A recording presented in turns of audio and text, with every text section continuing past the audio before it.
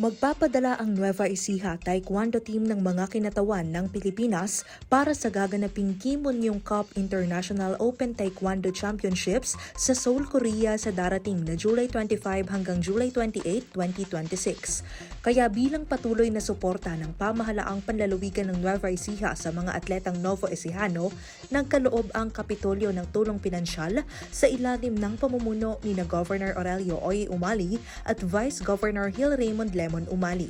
Ayon kay Provincial Sports Officer Johan Ocampo, galing sa sariling bulsa ng mga batang atleta ang kanilang ginagamit na panggastos sa mga nakaraang araw.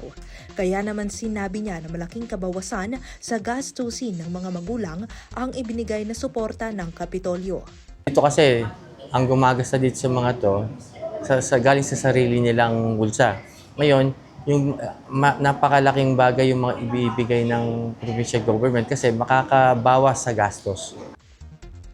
Dagdag pa niya, laging suportado ng pamahalaan ang mga batang Novo Ecijano na nagpapakita ng galing sa larangan ng sports.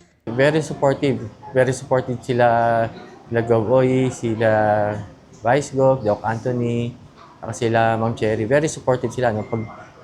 Kaya nga, even yung mga facilities natin, inaayos. Pag meron mga competitions na i-represent ang province, sinusuportahan nila.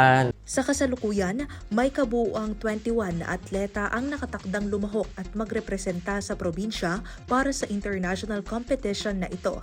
Sa bilang na ito, 6 na manlalaro ang manggagaling sa Gapan City habang 15 naman ang magmumula sa Cabanatuan City. Kasama sa mga lalaban ang atleta na si James Carpio na nagsimulang mag-aral ng Taekwondo noong taong 2022. Kwento niya, advice lang ng kanyang ina na mag-aral siya ng Taekwondo para sa self-defense hanggang sa tuluyan niya itong nakahiligan. Para sa kanya, malaking bagay ang natanggap nilang tulong mula sa Kapitolyo dahil aminado siyang maraming gastusin sa pag-aaral ng Taekwondo. Mahal po kasi sir yung mga equipment, yung mga gastos, mga ganun po. And malaking tulong po is sa mga everyday budget po namin sa pangkain lang po. Marami na pong tulong yun sa amin. Kaya naman lubos ang pasasalamat ng batang manlalaro sa patuloy na suporta na ibinibigay ng Kapitolyo sa mga batang atleta. Maraming salamat po na inaanan po nyo kaming mga student athlete and maraming pong salamat. Samantala, nagpahayag din ng kanyang pasasalamat ang atletang si Jody Rubio para sa tulong na kanilang natanggap mula sa pamahalaang panlalawigan.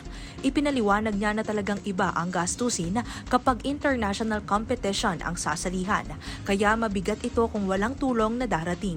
Gusto ko lang po magpasalamat kasi syempre nagbibigay po siya ng suporta sa amin, sa mga atleta po na mag-represent po ng Philippines po sa international, and yun lang naman po. Salamat po. Upang matiyak ang kaligtasan ng lahat, personal na nagtungo si Vice Governor Lemon Umali para kausapin ang buong delegasyon at iabot ang tulong pinansyal.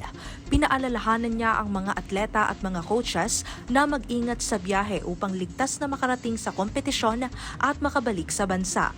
Kasama si Jerome Tikia, ako po si Carmel Joy Miguel, nag-uulat.